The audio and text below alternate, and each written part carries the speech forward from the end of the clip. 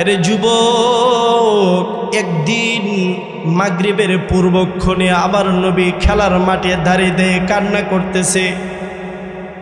আমার নবী মাঠের মধ্যে দাঁড়িয়ে আছেন। সন্ধ্যা হয়ে গেছে।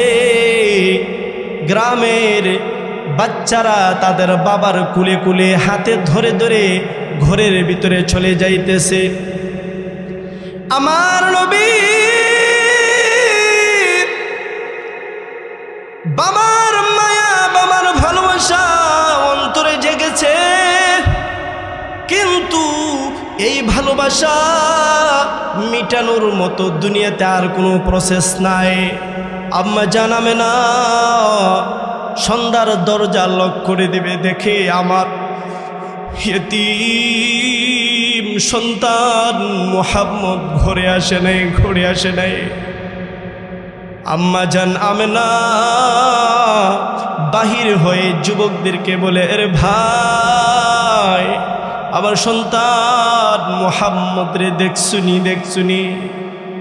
এলাকার যুবকগুলো বলে, মুহাম্মদ রে চিনি না, চিনবার কথাও না, কারণ আমার নবী জন্মের 3-4 দিন পরে, অল্প কিছুদিন পরে দুধমা হালিমাতুস সাদিয়ার বাড়িতে চলে গেছিল। 4 বৎসর সেখানে দুধ পান করেছে, লালন পালন করেছে মা হালিমাতুস সাদিয়া। 4 বছর পরে মা আমেনার কাছে দিয়ে গেছে। মাত্র মা আমেনার কাছে এসেছে, এসে বাবার অভাব অনুভব করেছে। 4 বছর দেখে নাই। 4 বছর পরে যখন দেখলো সন্তানেরা তাদের বাবার হাত ধরে যায়। আমার নবী বিশ্ব নবী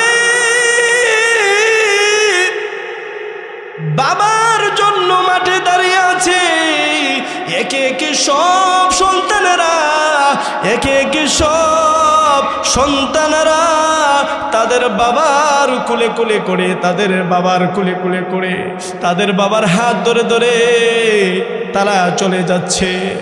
আমার নবী কার হাত ধরে যাবে, কার খুলে উঠে যাবে? আমার নবী বিশ্ব নবী মা আমেনা বলতেছে, এলাকার ভাইয়েরা রে, আমার নবী, আমার সন্তান মুহাম্মদ রে দেখছুনি?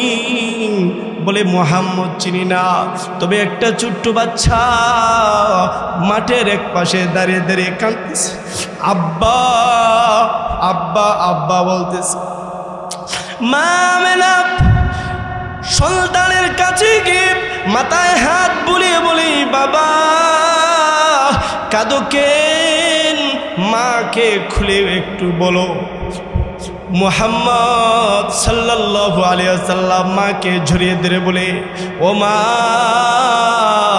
আমার কলিজা মা, সন্ধ্যা হয়ে গেছে, দেখলাম সমস্ত সন্তানেরা তাদের বাবার কুলে করে বাড়িতে যাইতেছে। ও মা, মা গো, আমি কি আমার বাবার কোলে উঠতে পারবো না? প্রশ্ন যখন করলো, আম্মা জান আমেনা বলতেছে, বাবা তুই এমন প্রশ্ন করছো যেই প্রশ্নের উত্তর আমি মা দেওয়ার ক্ষমতা নাই। সন্তানকে বাড়িতে নিয়ে গেল, আর সন্তান প্রশ্ন করতেছে, মাগো কিছু তো বললা না, বাবা কোথায়? আম্মা জান আমেনা বলে, বাবা তোমার বাবা যখন সিরিয়াতে ব্যবসার জন্য গেছে, কলিজার টুকরা আমার বাবা, শুনো, তোমার আব্বা রাস্তার মধ্যে প্রতিমধ্যে ইন্তেকাল করে দুনিয়া থেকে বিদায় নিয়েছে। আরে মুহাম্মদ, তোমার বাবাকে আর জীবনে দেখতে পারবে না। এবার মুহাম্মদ আমার নবী বিশ্বনবী বললে, মা তাহলে বাবার কবরটাকে একটু দেখতে পারে, কোথায় মৃত্যুবরণ করেছে? আম্মা জান আমেনা দাদা আব্দুল মুত্তালিবকে প্রশ্ন করলো, বাবা আপনার নাতি, আপনার সন্তান আব্দুল্লাহর কবর দেখতে চায়।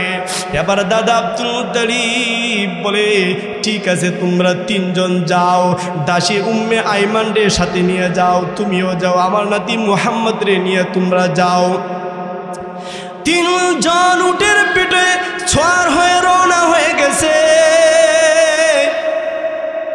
মদিনায় যাত্রায় মদিনার পাশে একটা গাছের নিচে বাবা আব্দুল্লাহর কবরের পাশে গিয়া বলে, ওরে বাবা কলিজার টুকরা মুহাম্মদ, এই গাছের নিচে তোমার বাবার দাফন করা হয়েছে, লাশ আছে। এবার আমার নবী বাবার মোহাব্বতে কবরে দাঁড়িয়ে দাঁড়িয়ে বলে, বাবা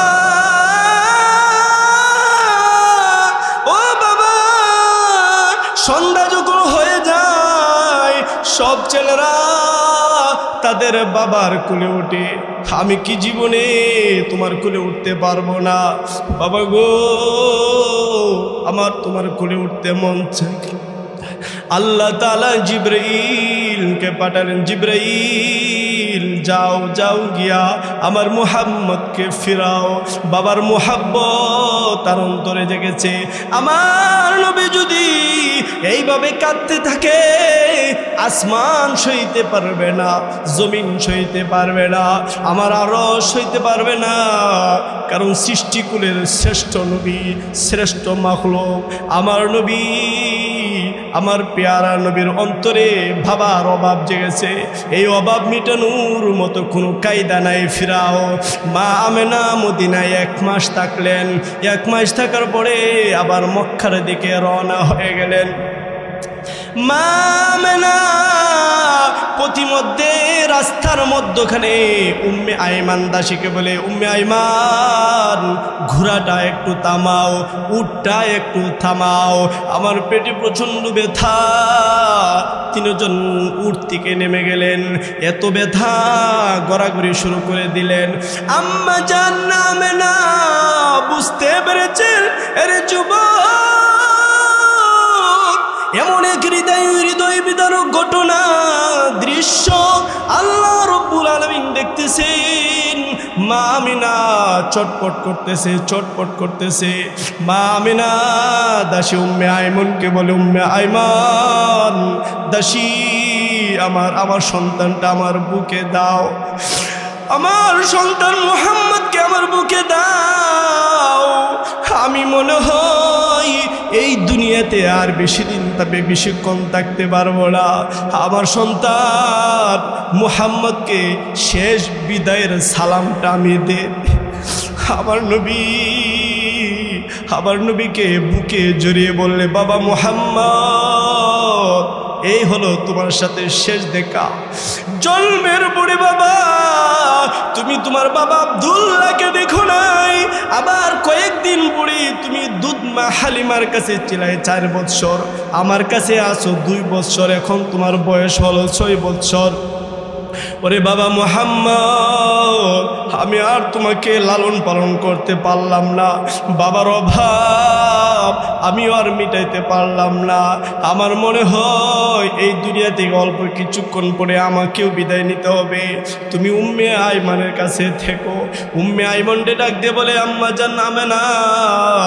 আমেনা বলে, উম্মে আইমান, আমার এই সন্তান বাবা হারা সন্তান, মা হারা সন্তান, তুমি দেখাশোনা করো। অল্প কিছুক্ষণ পরে মা হারি আল্লাহর নবী চিৎকার করতেছেন, কান্না করতেছেন, মা ও মা,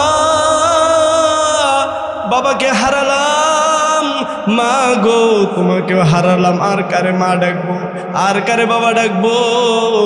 উম্মে আইমান সেখানে আম্মা জান আমেনাকে দাফন করে দিলেন।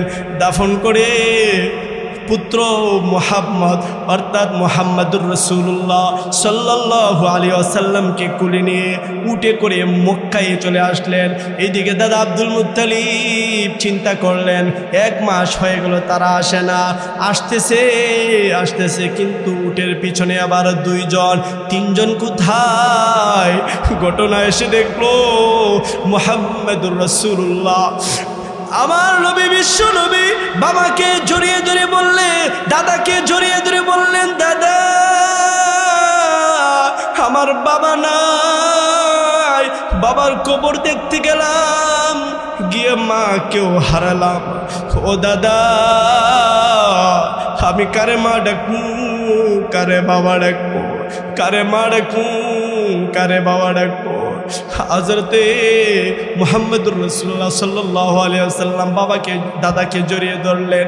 দাদা নিজের জীবন থেকেও বেশি ভালোবাসা শুরু করলেন। 2 বছর পরে দাদাও ইন্তেকাল করলেন, 8 বছর বয়স। এবার আমার নবী বিশ্বনবী নিজের আপন চাচা আবু তালেবের দায়িত্বে রইলেন। আল্লাহ পাক এই মানুষগুলোর মাধ্যমে আল্লাহ তাআলা নিজের নবীকে, এতিম নবীকে লালন পালন করতেছেন। আল্লাহ তাআলা কোরআনের মধ্যে সূরাতুদ দুহার মধ্যে আল্লাহ তাআলা নিজে বলেছেন, আলাম ইয়াজিদিকা ইয়াতীমান ফাআওয়া, আমি কি আপনাকে এতিম অবস্থায় পাই নাই, অতঃপর আমি সুন্দর করে আপনাকে লালন পালন করেছি। ওয়াজাদাকা দাল্লান ফাহাদা, আপনাকে আমি পথ বিমুখ পেয়েছি, তারপরে হেদায়েত দান করেছি। ওয়াজাদাকা আইলান ফাআগনা, আপনাকে আমি অভাবে পেয়েছি, অভাব মোচন করে দিয়েছি। ফাআম্মাল ইয়াতীমা ফালা তাকহার, সুতরাং নবী আমার আপনি এতিম, যত জীবন দুনিয়াতে থাকবেন এতিমরে কোনোদিন বঞ্চিত করবেন না। সাইলা ফালা তানহার, অভাবী লোকদেরকে, সাইলদেরকে, মিসকিনদেরকে কোনোদিন ধমক দিবে না। তাই আল্লাহ তাআলা ইয়তীম, আল্লাহ তাআলা নিজে লালন পালনের দায়িত্ব নিয়েছেন। ইয়তীমের দায়িত্ব আল্লাহর নবী যে নিজেও নিয়েছেন। এবার আল্লাহর নবী দুনিয়া থেকে বিদায় নেওয়ার পূর্বে আল্লাহর নবী দুনিয়াবাসীকে বলে, দুনিয়াবাসী মানুষের মধ্যে অনেক দামি মানুষ হচ্ছে এতিম। কারণ জানুনি এতিম মা হারাইছে, বাবা হারাইছে। আল্লাহর নবীজি বলেন মিশকাত শরীফের 4735 নম্বর হাদিস, নবীজি বলেন আনা ওয়া কাফিরুল ইয়াতীমি ফিল জান্নাহ হাকাযা ওয়া আশারা বিস সাবাবাতি ওয়াল বুসতা ওয়া ফাররাজা বাইনাহুমা শাইআন। নবীজি দুটি আঙ্গুল তুলে বললেন, আমি এবং যে এতিমকে লালন পালন করবে, দেখাশোনা করবে, জান্নাতের মধ্যে আমরা এভাবে থাকবো। দুটি আঙ্গুল তুলে হালকা ফাঁকা করলেন, বললেন ফাঁকা করলেন, বললেন আমরা এইভাবে থাকবো। এরে যুবক, এতিম বড় দামি জিনিস হারাইছে, তাই আল্লাহ এবং তার রাসূলের কাছে তাদের অনেক মর্যাদাও বেড়ে গেছে। আল্লাহর নবী মিশকাত শরীফের 4056 নম্বর হাদিসে দুনিয়াকে বাসীকে বলেন, এরে দুনিয়াবাসী, এরে আমার উম্মতের দল, খায়রু বাইতিন ফিল মুসলিমিনা বাইতুন ফিহি ইয়াতীমুন ইহসানু ইলাইহি ওয়া শাররু বাইতিন ফিল মুসলিমিনা বাইতুন ফিহি ইয়াতীমুন ইসাউ ইলাইহি। আল্লাহ নবীজি বলছেন দুনিয়ার মধ্যে মুসলমানদের উত্তম ঘর হলো ওই ঘর যে ঘরে এতিম থাকে এবং এতিমের উপরে যত্নবান হয়। আর দুনিয়ার মধ্যে নিকৃষ্ট ঘর ওই ঘর যেই ঘরে এতিম আছে কিন্তু এতিমরে অনেক মারে, অনেক পিটায়, এতিমের দায়িত্ব নেয় নাই। আরে যুবক,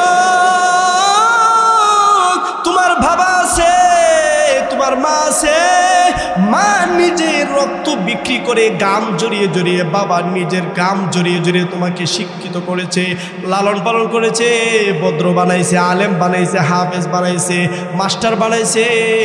কিন্তু একজন এতিম লালন পালনের অভাবে চুর হয়ে গেছে, ইয়াবাকুর হয়ে গেছে এবং কি মদকুর হয়ে গেছে, পকেট মার হয়ে গেছে। এজন্য আল্লাহ নবীজি বলছেন তার লালন পালনের কেউ নাই। যদি কেউ এই এতিম, যদি এতিমরে কেউ ভালোবাসে, লালন পালন করে, তাহলে জমিনের উপরে উত্তম ঘর হবে এটা। সুবহানাল্লাহ। এরপরের হাদিস 4757 নম্বর হাদিস, নবীজি বলেছেন এতিমকে যদি কেউ ভালোবেসে মাথায় হাত দেয়, আমার আল্লাহ ওই হাতের নিচে যত চুল থাকবে সব চুলের বিনিময়ে আল্লাহ তাআলা ওই ব্যক্তিকে জান্নাতে পুরস্কার দিবেন। সুবহানাল্লাহ। মিশকাত শরীফের 4789 নম্বর হাদিস 89, আল্লাহর নবীজির কাছে একজন আল্লাহর নবীর একজন সাহাবা এসে সাকা ইলান নবী সাল্লাল্লাহু আলাইহি ওয়াসাল্লাম قسوة قلبه فقال امسح رأس اليتيم ওয়া আত'ইমিল মিসকিন। আল্লাহর নবীর একজন সাহাবা এসে আল্লাহর নবীর কাছে নিজের কলিজা, নিজের অন্তরের অভিযোগ করলেন যে আমার কঠিন অন্তর, আমি মানুষকে ভালোবাসতে পারি না, আমার অন্তরটা বড় কঠিন। আল্লাহর নবী আমি কি করতে পারি? আল্লাহর নবীজি বলছেন ইমসাহ রাসাল ইয়াতীম, ইয়াতীমের মাথায় হাত বুলাও, মিসকিনকে তুমি খানা খাওয়াও, তাহলে আল্লাহ তোমার উপরে দয়া করবে, তোমার অন্তরটা নরম হয়ে যাবে। সুবহানাল্লাহ। আরে যুবক, যে কথাটা বলতেছিলাম, যার মা আছে তার কাছে বড় নিয়ামত আছে, যার মা নাই বড় নিয়ামত থেকে বঞ্চিত হয়ে গেছে। যার মা আছে, যার বাবা আছে, তার ঘরে জান্নাত আছে। সুবহানাল্লাহ বলেন। মিশকাত শরীফের 4724 নম্বর হাদিস, আন্না রাজুলান ক্বালা ইয়া রাসূলুল্লাহ মা হাক্কুল ওয়ালিদাইনি আলা ওয়ালাদিহিমা ক্বালা হুমা জান্নাতুকা ওয়া নারুকা। আল্লাহর নবীর একজন সাহাবা আল্লাহর নবীজির কাছে এসে বলেন, ইয়া রাসূলুল্লাহ, ইয়া হাবিবাল্লাহ, আল্লাহর নবী গো, আমার মা বাপের গুরুত্ব আমাকে বর্ণনা করুন। নবীজি বলেন, হুমা জান্নাতুকা ওয়া নারুকা, মা বাপ বড় দামি জিনিস, যার করে মা বাবা আছে তার করে জান্নাত আছে। সুবহানাল্লাহ বলেন। আবার নবীজি বলেন, যার করে মা বাবা আছে সাবধান, তার করে জাহান্নামও আছে। বেয়াদবি করলে সরাসরি জাহান্নামের সার্টিফিকেট তোমার কপালে লেগে যাবে। বলেন নাউজুবিল্লাহ। মা বাপ বড় দামি জিনিস। বাবা, আমি বলতেছিলাম প্রত্যেকটা সন্তান তার নিজের জীবনের সময়কে মূল্যায়ন করতে হইলে মা বাবার সাথে তার খুব সম্পর্ক ভালো করতে হবে। কারণ আল্লাহ তাআলা কোরআনের অনেক জায়গায় নিজের ইবাদতের সাথে মা বাপের ইবাদত গোলামি করার জন্য আল্লাহ তাআলা বলেছেন। সূরাতুল বনী ইসরাঈল 15 নম্বর পারার 3 নম্বর পৃষ্ঠাতে আল্লাহ তাআলা বলেন, وَقَضَى رَبُّكَ أَلَّا تَعْبُدُوا إِلَّا إِيَّاهُ وَبِالْوَالِدَيْنِ إِحْسَانًا।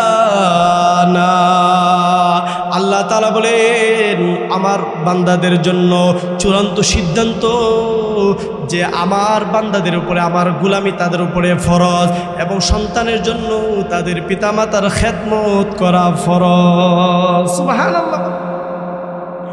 এখানে আল্লাহ তাআলা নিজের ইবাদত ফরজ করেছেন, পিতামাতার সেবা সন্তানের উপরে কি করেছেন? ফরজ করেছেন। এই আয়াতের ব্যাখ্যা করতেছেন যে আল্লাহ পাকের গোলামির চেয়েও মা বাবার খেদমত আরও গুরুত্বপূর্ণ। যেই ছেলে মা বাবার খেদমত করে না, আল্লাহর পাঁচ ওয়াক্ত গোলামি করে, এটার কোনো গ্যারান্টি নাই অচিরে আল্লাহ তারা আযাব দিয়ে আল্লাহর গোলামির থেকে তারে ফিরিয়ে নেবে। কিন্তু যেই ছেলে তার মা বাবার প্রতি খুব যত্নবান, সে আল্লাহর গোলামি না করলেও একটা সময় আল্লাহ তাআলা তাকে গোলামির তৌফিক দিবে। বলেন সুবহানাল্লাহ। ফকিহ আবুল্লাহ সামারকন্দি রাহিমাহুল্লাহ তাআলা, ওনার বিখ্যাত গ্রন্থ একটা গ্রন্থ আছে তামবিহুল গাফিলিন, পথহারাদের পথের পাথে। ওই গ্রন্থের মধ্যে তিনি লেখেন, আল্লাহ পাকের 3টা গোলামি অপর 3টা গোলামির ওপরে নির্ভরশীল। যদি 3টা গোলামি যদি না পাওয়া যায়, আল্লাহ পাকের বিশেষ 3টা গোলামি আল্লাহর দরবারে কবুল হয় না। 1 নম্বরে তিনি বলেন, আল্লাহ তাআলা কোরআনের মধ্যে বলেছেন, ওয়াকিমুস সালাতা ওয়া আতুজ যাকাত, তোমরা নামাজ আদায় করো এবং যাকাত দাও। এখানে ফকিহ আবুল্লাহ বলে, কেউ যদি নামাজ পড়ে কিন্তু যাকাত দেয় না, তাহলে তার নামাজ আল্লাহর দরবারে কবুল হবে না। ভাইরা আমার, আরো স্পষ্ট করে বলি, আল্লাহ পাকের কিছু ইবাদতে বদনী আছে, এর সাথে কিছু ইবাদতে মালি আছে। ইবাদতে বদনী শারীরিক ইবাদত আপনি করলেন, কিন্তু ইবাদতে মালি আপনি করলেন না, তাহলে আপনার ইবাদতে বদনী কবুল হবে না। প্রমাণ হলো আল্লাহ তাআলা নিজে বলেছেন 11 নম্বর পারার 3 নম্বর পৃষ্ঠাতে আল্লাহ তাআলা বলেন, ইন্নাল্লাহা আশতারা মিনাল মুমিনিনা আনফুসাহুম ওয়া আমওয়ালাহুম বিআন্না লাহুমুল জান্নাহ। আল্লাহ তাআলা বলেন, মুমিন শুনো, তোমাদেরকে জান্নাত দিব দুই জিনিস পাইলে। একটা হচ্ছে নফস তথা ইবাদতে বদনী, 2 নম্বর হচ্ছে ইবাদতে মালি। এই জন্য ফকি আবুল্লাহ সামরকান্দি বলেন, যে ব্যক্তি নামাজ পড়লো কিন্তু যাকাত তার উপরে ফরজ, যাকাত দিল না, তাহলে তার নামাজের কোনো গ্রহণযোগ্যতা নাই। তার মানে হলো কেউ রমজানের রোজা রাখলো কিন্তু তার উপরে ফেতরা ওয়াজিব, ফেতরা দিল না, তার রোজার কোনো গুরুত্ব নাই। কেউ ঈদের নামাজে গেল কিন্তু কুরবানি দেওয়া তার উপরে ফরজ, কেউ কুরবানি দিল না, আমার নবীজি বলেছেন সেজন্য আমার ঈদগাহে না আসেন। এইভাবে কেউ আল্লাহর বন্দেগী করলো কিন্তু যাকাত দিল না, ফেতরা দিল না, কুরবানি দিল না, সদকা দিল না, ফকি আবুল্লাইস বলে তার একটা ইবাদতে বদনীয় কবুল হবে না, তার এই জিন্দিগির এই সময়ের কোনো দাম নাই। নাউজুবিল্লাহ। অধিকাংশ মুসলমান এটার মধ্যে ক্ষতিগ্রস্ত। ওই কথাটা আল্লাহ তাআলা বলেছেন, ইন্নাল ইনসানা লাফি খুসর। বেশিরভাগ মানুষ তার এই জীবনের সময়ের মধ্যে ক্ষতিগ্রস্ত আছে, সময় ব্যয় করতেছে, ইবাদতে বদনী করে ঠিক, ইবাদতে মালি করে না, বিদায় তার এই সময়ের কোনো মূল্য। 2 নম্বরে ফকি আবুল্লাইস বলেন, আল্লাহ তাআলা বলেছেন ওয়াতিউল্লাহ ওয়াতিউর রাসূল। এরে নবীর উম্মতের দল, কোন ব্যক্তি কোরআন মানলো কিন্তু সুন্নত মানলো না, তার কোরআন মানার কোনো ভ্যালু নাই। কোনো ব্যক্তি ফরজ আদায় করলো, সুন্নাত অস্বীকার করলো, কোরআন মানলো কিন্তু হাদিস মানলো না, তাহলে তার কোরআন মানার কোনো দাম নাই। 3 নম্বরে তিনি বলেন আনিশকুরলি ওয়ালি ওয়ালিদাইক। আল্লাহ তাআলা কোরআনের মধ্যে বলেছেন আমার শুকরিয়া আদায় করো আর তোমার পিতামাতার শুকরিয়া আদায় করো। তার মানে হলো কোনো ব্যক্তি আল্লাহ তাআলার গোলামি করলো কিন্তু পিতামাতার খেদমত করলো না, তাহলে আল্লাহ পাকের কাছে তার গোলামির কোনো মূল্য নাই। নাউজুবিল্লাহ। তাহলে কি বোঝা গেল যে আল্লাহ পাকের কাছে আল্লাহ পাকের গোলামির চেয়েও পিতামাতার খেদমত আরো গুরুত্বপূর্ণ। বলেন সুবহানাল্লাহ।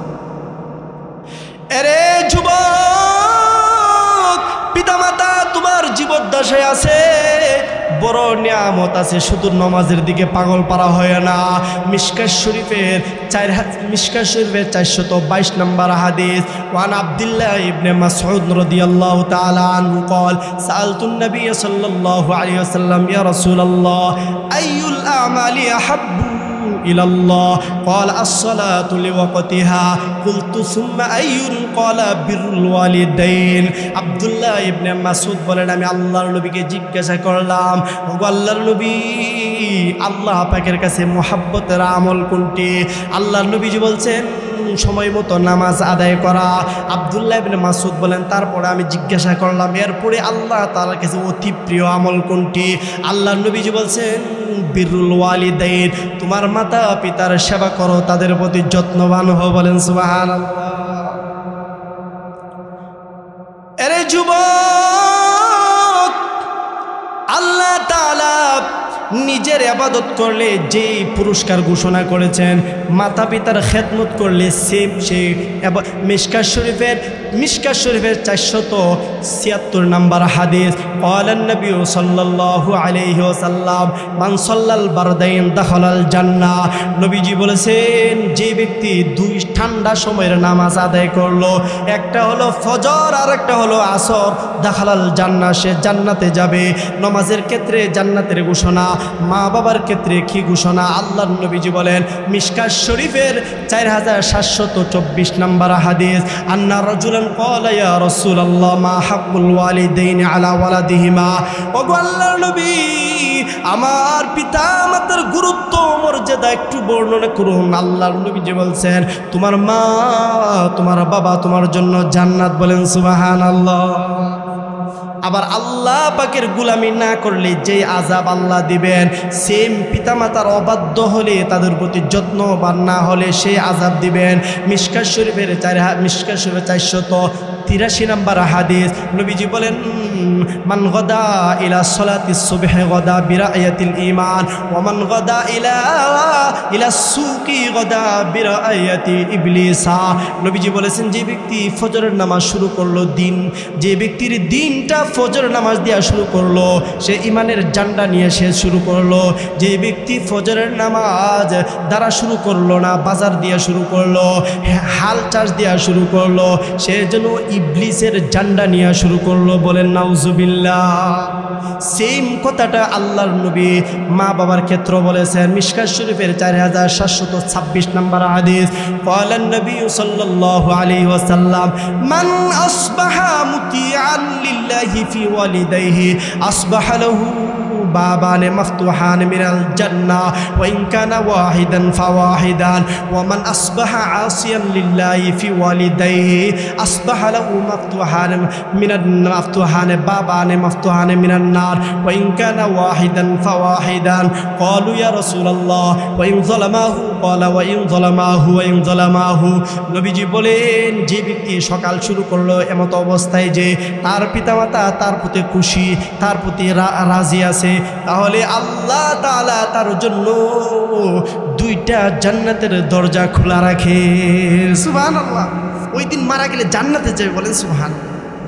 সেম কথাটা অন্য দ্বিতীয় অংশে বলেছেন যে ব্যক্তি তার সকালটা করলো এইভাবে, তার মা তার বাবা তারা দেখতে পারে না, তার প্রতি অসন্তুষ্ট যে কোনো কারণে, তাহলে মনে রাখবে যুবক তোমার জন্য আল্লাহর পক্ষ থেকে জাহান্নামের 2টা দরজা খোলা। যদি একজন থাকে একটা দরজা, 2টা থাকলে 2টা দরজা খোলা থাকবে। সাহাবায়ে কেরাম জিজ্ঞাসা করলেন ইয়া রাসূলুল্লাহ পিতামাতা যদি তার সন্তানের উপরে জুলুম করে, নবীজি 3বার বলছেন ওয়া ইন যালামাহু, যদিও জুলুম করে সন্তান পিতামাতার অবাধ্য হতে পারবে না। সুবহানাল্লাহ। এত মর্যাদা আল্লাহ তাআলা পিতামাতার সন্তুষ্টির মধ্যে আল্লাহ পাক নিজে সন্তুষ্টির ঘোষণা করেছেন। নবীজি বলেন মিশকাত শরীফের 4710 নম্বর হাদিস ক্বালেন নবী সাল্লাল্লাহু আলাইহি ওয়াসাল্লাম রিদার রাব্বি ফি রিদাল ওয়ালিদি ওয়া সাখাতুর রাব্বি ফি সাখাতিল ওয়ালিদি।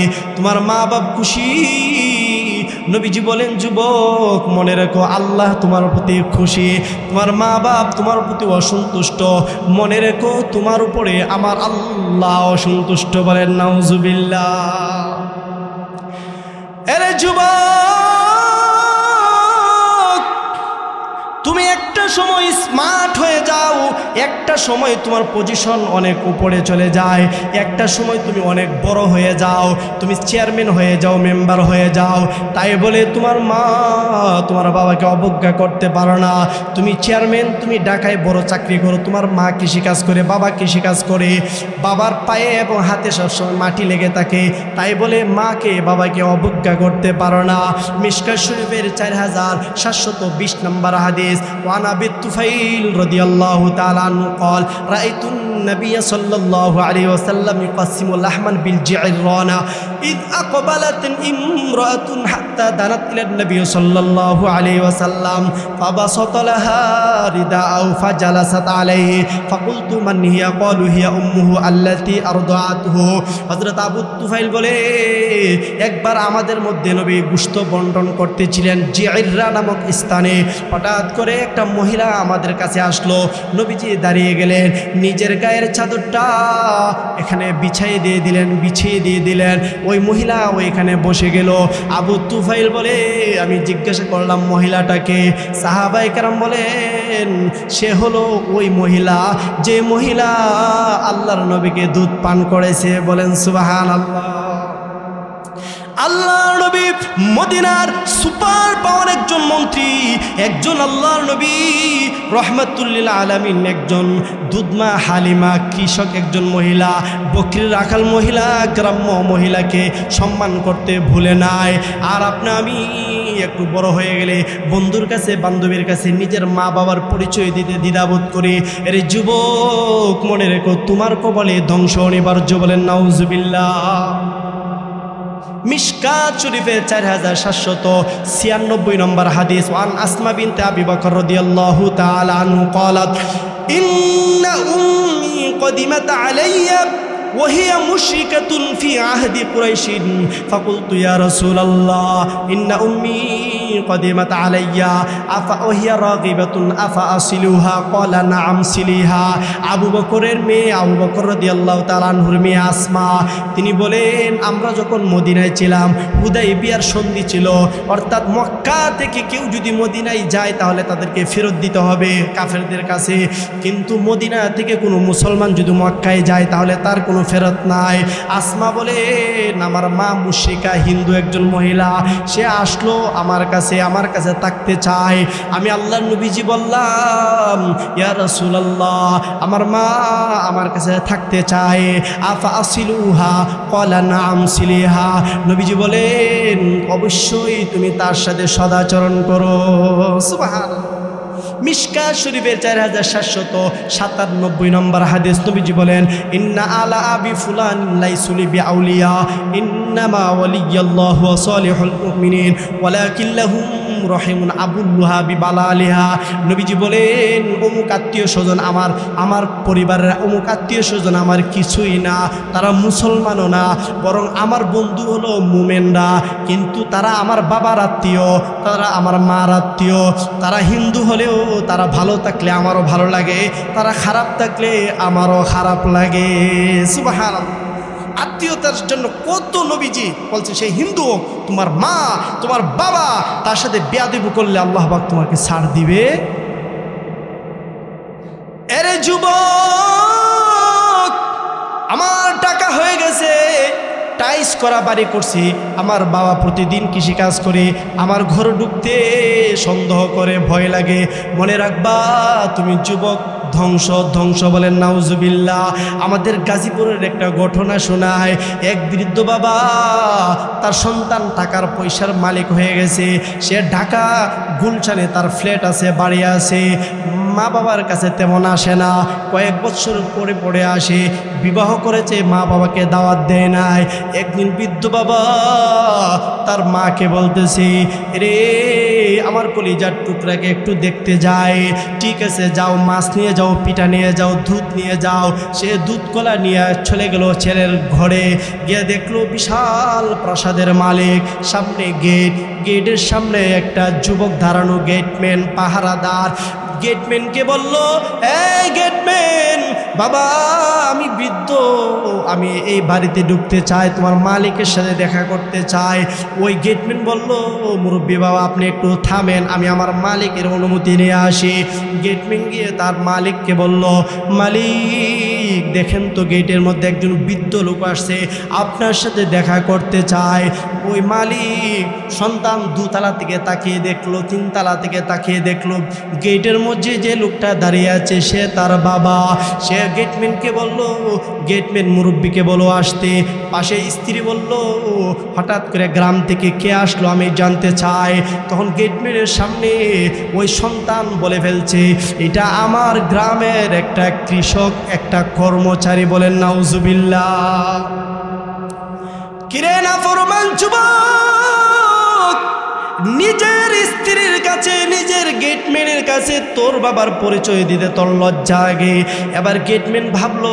আমার মালিকের কি পরিমাণ সম্পদ আছে গ্রামে আমি একটু জানতে চাই তাই ওই গেটম্যান মুরব্বীকে প্রশ্ন করলো হ্যাঁ মুরব্বী বাবা আগে আমি জানতে চাই আমার মালিক আপনার কি হয় তখন মুরব্বী অকপটে খুশি মনে বলে দিল এই যে তোমার মালিক সে আমার কলিজার টুকরা সন্তান সে আমার কলিজার টুকরা সন্তান তখন গেটম্যান বলল নাউজুবিল্লাহ আমি আপনাকে সম্মান করতে পারি নাই আমি একটা সিক্রেট কথা বলি গোপন কথা বলি আপনি আমার মালিকের কাছে বললেন না আমার মালিক আমার সামনে তার স্ত্রীর সামনে আপনাকে একজন কর্মচারী বাড়ির কর্মচারী গ্রামের কর্মচারী হিসেবে পরিচয় দিয়েছে তাই আমি আপনাকে সেলুট জানাতে পারি নাই সম্মান দিতে পারি নাই আমাকে ক্ষমা করবেন ওই বৃদ্ধ বাবা সে বলল এমন সন্তান যে আমার পরিচয় দিতে লজ্জাবোধ করে এমন সন্তানের বাড়িতে আমি আর ঢুকবো না তখন বাবা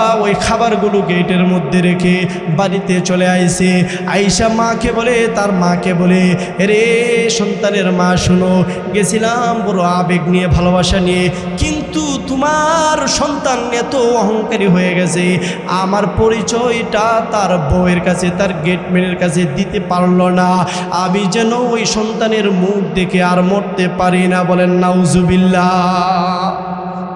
ঘটনা লিখে, ঘটনা বর্ণনা করে ওই সন্তান বাবা জীবিত থাকা অবস্থায় আর আসতে পারে নাই। এটা আমরা অনেক সময় করে ফেলি।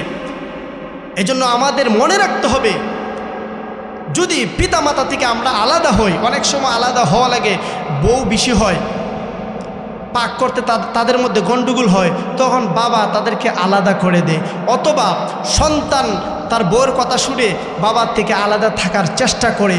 তারা সবসময় মনে রাখতে হবে, তোমরা যেই কারণেই না আলাদা হও, সবসময় পিতামাতার দেখাশোনা করতে হবে, তাদের জন্য খাবার আদান প্রদান করতে হবে।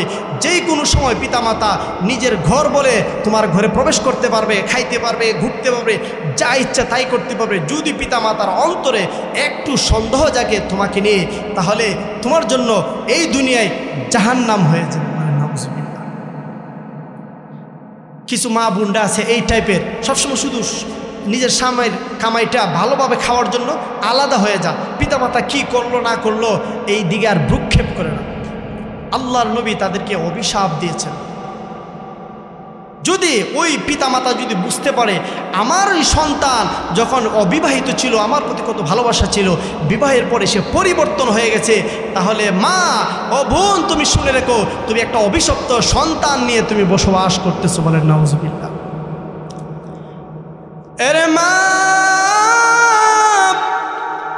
নিজের স্বামীকে নিয়ে যদি আলাদা খেতে চাও, যদি তোমার শ্বশুর শাশুড়ি থেকে আলাদা খেতে স্বাচ্ছন্দ্য বোধ করো, তাদের অনুমতি নিয়ে আলাদা খাও, কিন্তু তাদেরকে ছাইরো না, তাদের মনে কষ্ট দিও না। কারণ কি জানো, তুমি যেই স্বামীর উপরে ভয় করো সে নিয়ে তোমার তালাক দিয়ে দেয়, সেই জন্য তার মন জয় করে থাকো সব সময়। মনে রেখো, তোমার শ্বশুর শাশুড়িকে যদি তুমি অবজ্ঞা করো, আর ওই শ্বশুর শাশুড়ি যদি সন্তানকে বলে ফেলে সন্তান ওই স্ত্রীটাকে তুই তালাক দিয়ে দে, তাহলে এমন সন্তানের উপরে তালাক দেওয়া আল্লাহর পক্ষ থেকে ফরজ হয়ে যায়। সুবহানাল্লাহ। মিশকাত শরীফের 4723 নম্বর হাদিস, ওয়ান আব্দুল্লাহ ইবনে উমর রাদিয়াল্লাহু তাআলা আনহু قال كانت تحتي امرأة أحبها وكان عمر يكرهها فقال لي طلقها فأبيت فأتى عمر رسول الله صلى الله عليه وسلم وذكر ذلك له فقال لي طلقها। আব্দুল্লাহ ইবনে উমর, উমরের ছেলে আব্দুল্লাহ বলেন, আমার একটা স্ত্রী ছিল, বড় আদরের স্ত্রী ছিল, উহিব্বুহা, হাদিসের মধ্যে এসেছে আমি তাকে ভালোবাসতাম, কিন্তু হযরত উমর ওই স্ত্রীকে ভালোবাসতো না, তার আমল আখলাক ভালো লাগতো না। উমরে আমাকে বলছে তালাক দিয়ে দে, আমি তখন বলছি ফাআবাইতু ফাআতা, আমি অস্বীকার করলাম। আর হযরত উমর বাবার কাছে, হুজুর পাক সাল্লাল্লাহু আলাইহি সাল্লামের কাছে এসে নালিশ দিল, ওয়া যাকারা যালিকা লাহু, আমার বিষয়ে সব বলল। আমার নবী আমাকে ডাকলো, ডাকে বলল, হে আব্দুল্লাহ, তুমি তোমার বাবার কথাই তোমার স্ত্রীকে তালাক দিয়ে দাও। সুবহানাল্লাহ। যদি না দাও তাহলে কি পরিণত হবে জানো? আল্লাহর নবীজি আর এক হাদিসে বলতেছে, ওয়ান আবি দারদা রাদিয়াল্লাহু আন, আবি দারদা রাদিয়াল্লাহু তাআলা, মিশকাত শরীফের 4711 নম্বর হাদিস, ওয়ান আবি দারদা রাদিয়াল্লাহু তাআলা আনহু قال ان رجلا اتاه فقال ان لي امراه وان امي تأمرني بطلاقها فقال ابو الدرداء فقال له ابو الدرداء رضي الله تعالى عنه سمعت رسول الله صلى الله عليه وسلم الوالد اوسط ابواب الجنه فان شئت فحافظ আলাল বাব ওয়া ইন শিতা আও দাইয়া আলাল বাব। নবীজি বলছেন, হযরত আবু দারদা বলেন, আমার কাছে একটা লোক আসলো, আয়েশা বলল, ও আবু দারদা, আমার একটা স্ত্রী আছে, কিন্তু আমার মা বলে আমি তারে তালাক দিতাম, তুমি কি বলো? ফাকালাহু আবু দারদা, আবু দারদা বলেন, আমি নবীজির কাছ থেকে শুনেছি, আল ওয়ালিদু আওসাতু আবওয়াবিল জান্নাহ, মাতা পিতা হলো জান্নাত জান্নাতের মধ্য দরজা, ফাইন শিতা ফাহাফিজ আলাল বাব আও দয়্যি, যদি তুমি চাও সেটা রক্ষা করো, আর যদি না চাও সেটা ধ্বংস করে দাও। বলেন নাউজুবিল্লাহ। এবার যুবক, তোমার ইচ্ছা, তুমি তোমার মার কথায়, তোমার বাবার কথায় তুমি তোমার স্ত্রীকে তালাক দিবাই নাকি জান্নাত নষ্ট করবাই? এরে যুবক, পিতা মাতার জন্য কমপক্ষে জীবিত থাকলে 12টা হক আদায় করবা, আর যদি মৃত্যুবরণ করে তাহলে 5টি হক আদায় করবা, তাহলে তুমি নেক সন্তান হয়ে যাইবা। 12টা হকের কথা আল্লাহ তাআলা সূরাত বনী ইসরাঈল 15 নম্বর পারা 3 নম্বর পৃষ্ঠাতে আল্লাহ তাআলা বলেন وقضى ربك ألا تعبدوا إلا إياه وبالوالدين إحسانا। এই শব্দের মধ্যে 7টি গুণের কথা বলেছেন, 7টি খেদমতের কথা বলেছেন। সন্তান ওয়াবিল ওয়ালিদাইনি ইহসানা, এর অর্থ হলো সদাচরণ করা, উত্তম ব্যবহার করা। আল্লাহ তাআলা বলেন ওয়াবিল ওয়ালিদাইনি ইহসানা, 1 নম্বরে তোমার পিতামাতার সাথে উত্তম আচরণ করো।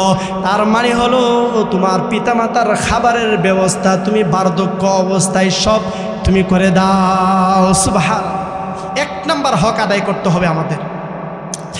2 নম্বর আল্লাহ তাআলা বলেছেন ওয়াবিল ওয়ালিদাইনি ইহসানা, পিতামাতার সাথে সদাচরণ করো, উত্তম আচরণ করো। তার মানে হলো পিতামাতাকে কাপড় চোপড়ের ব্যবস্থা করে দাও।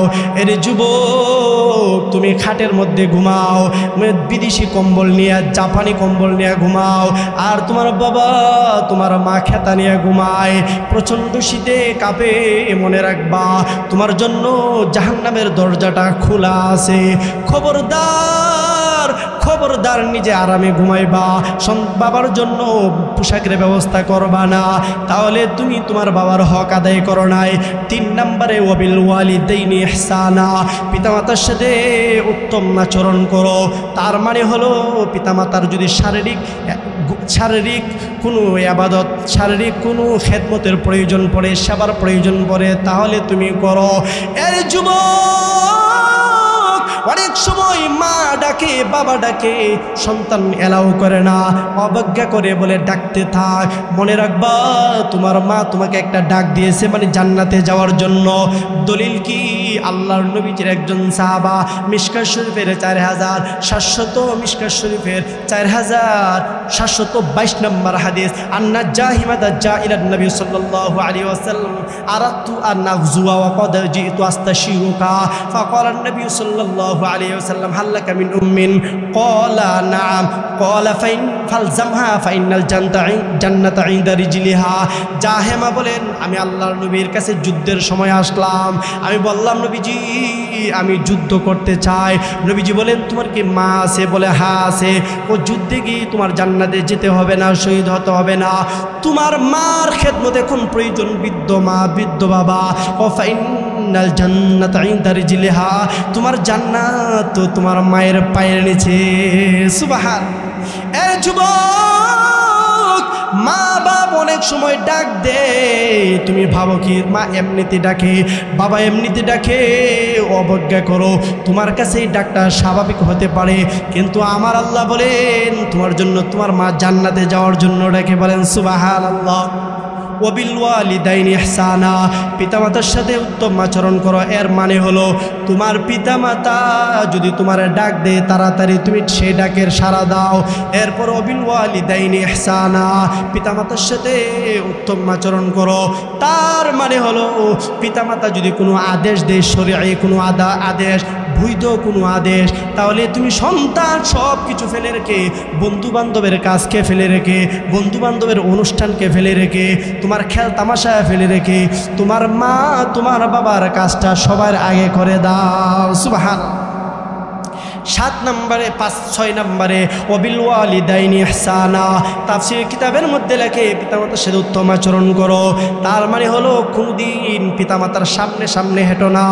হায়াতুল হায়াওয়ান, প্রাণীদের একটা জীবনী আছে, আল্লামা দারিমি বলেন যেই সন্তান তার পিতামাতার আগে আগে চলে, আগে আগে কথা বলে, মা বাপকে বলে তুমি কিছু বুঝো না, আগে আগে কথা বলে, আগে আগে চলে, এক একটা কদমে এক একটা কথায় আল্লাহর পক্ষ থেকে রহমত থেকে বঞ্চিত হয়ে যায়। বলে নাউজুবিল্লাহ।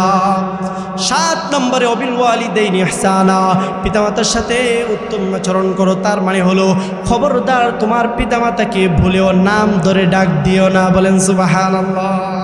পিতামাতার সম্মান আল্লাহ তাআলা বাড়িয়ে দিয়েছে এই আয়াতের মধ্যে।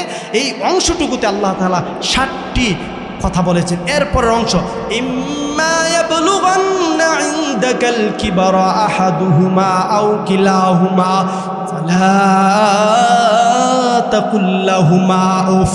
এর যুবক, তোমার পিতামাতা যখন বৃদ্ধ হয়ে যাবে, যুবক অবস্থায় আল্লাহ তাআলা বলে নাই।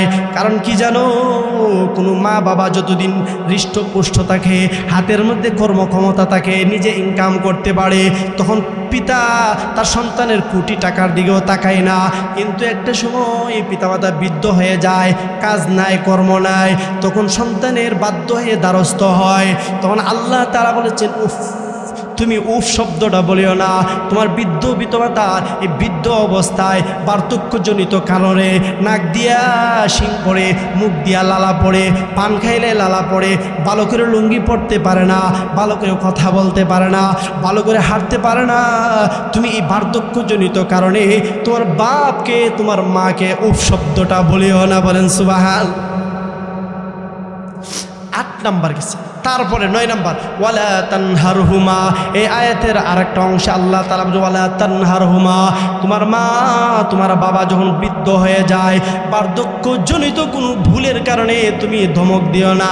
মা ভাত খাইতেছে, প্লেটটা পড়ে গেছে, ভাতগুলো নষ্ট হয়ে গেছে, ভাত বেশি খেয়ে ফেলছে, বেশি নিচে কিন্তু সব খাইতে পারে নাই, জুটা করে ফেলছে।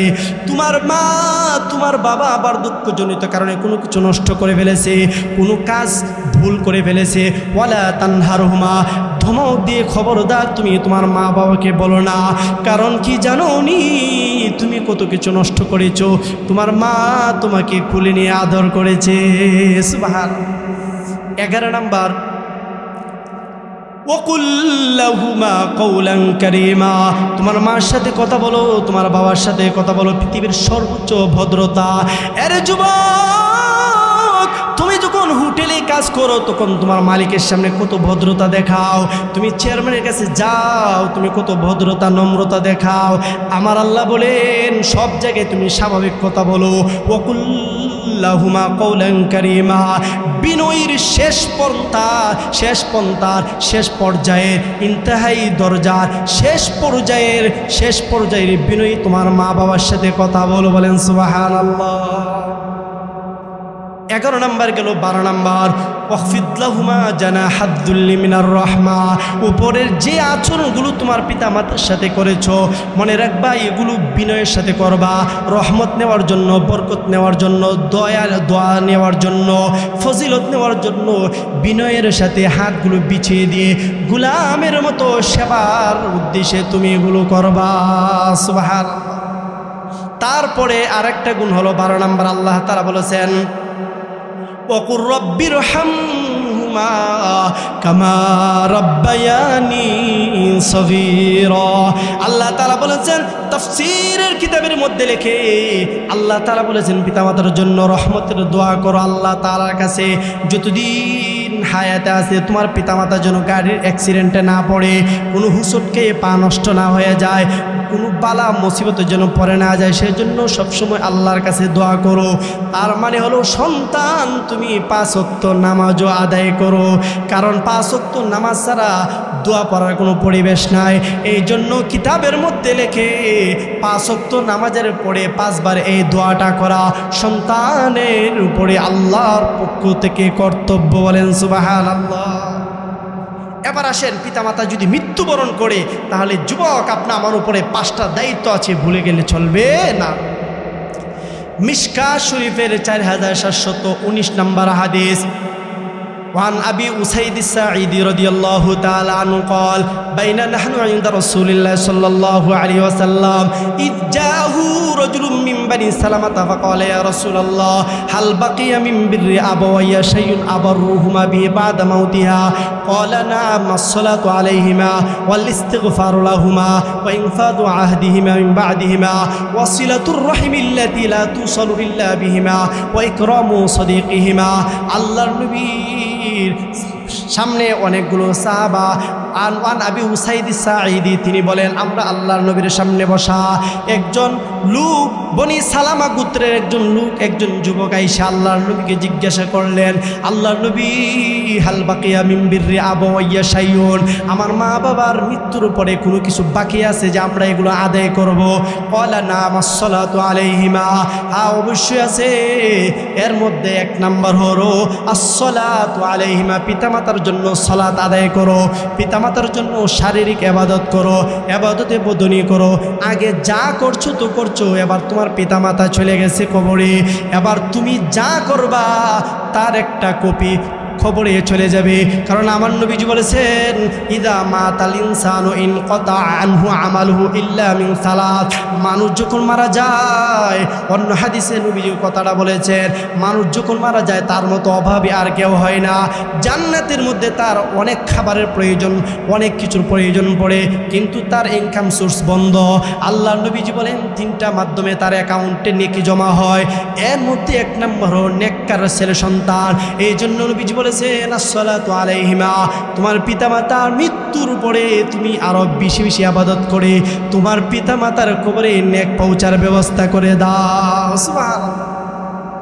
ওয়াল ইস্তিগফারু লাহুমা পিতামাতার জন্য বেশি বেশি ইস্তেগফার পাঠ করো বিপদ থেকে মুক্তির জন্য দোয়া করো তার মানে হলো নবীজি বলেছেন as-সাদকাতু তুতফাউল বালা মুসিবত দূর করে সদকা এই জন্য আল্লাহ তাআলা আল্লাহর নবীজিকে জানিয়ে দিয়েছেন যাদের পিতামাতা দুনিয়া থেকে বিদায় নিয়েছে তাদেরকে বলেন বেশি বেশি সদকা করতো পিতামাতার জন্য দান করতো শুধু কি তাই যাকাত দিতে বলেন কুরবানি দিতে বলেন যা কিছু দিব তার একটা কপি আল্লাহ তাআলা তার পিতামাতার খবরে পৌঁছায় দিবে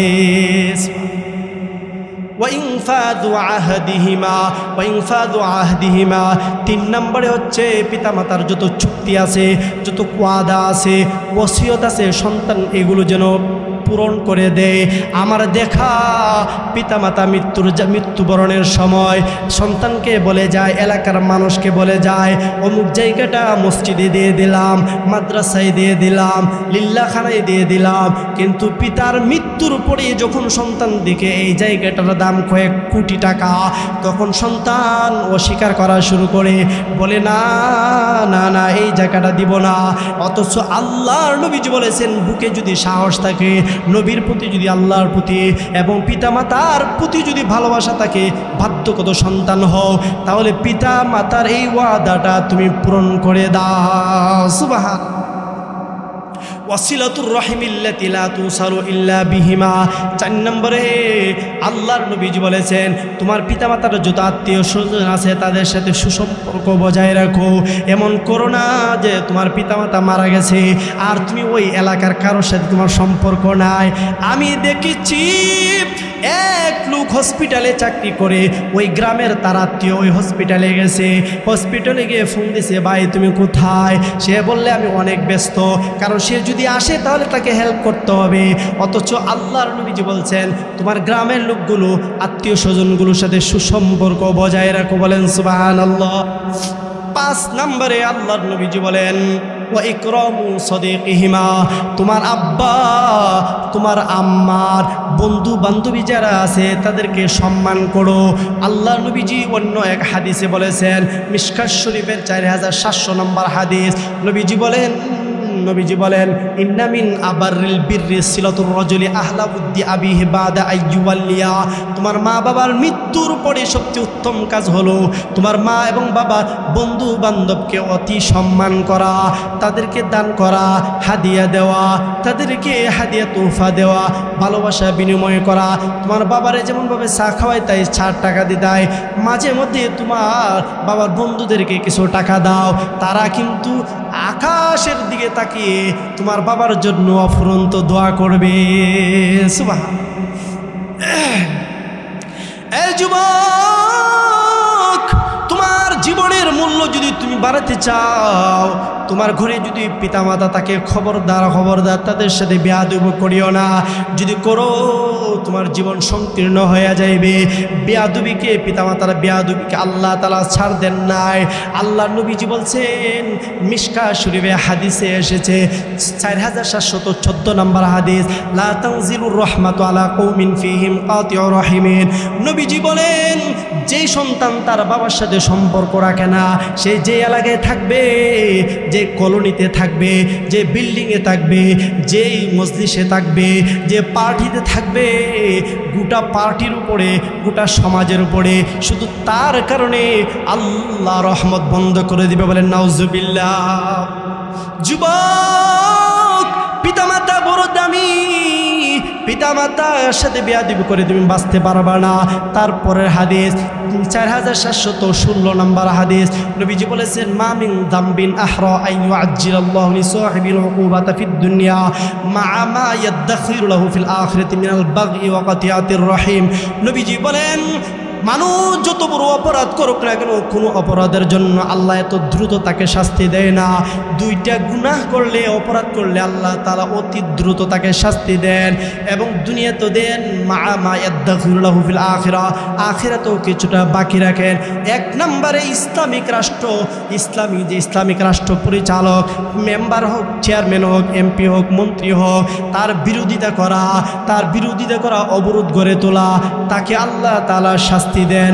দুই নম্বরে যে পিতামাতার সাথে অবাধ্য আচরণ করে, তাকে আল্লাহ তাআলা দুনিয়াতেও জলদি দেন, আখিরাতেও বাকি রাখেন।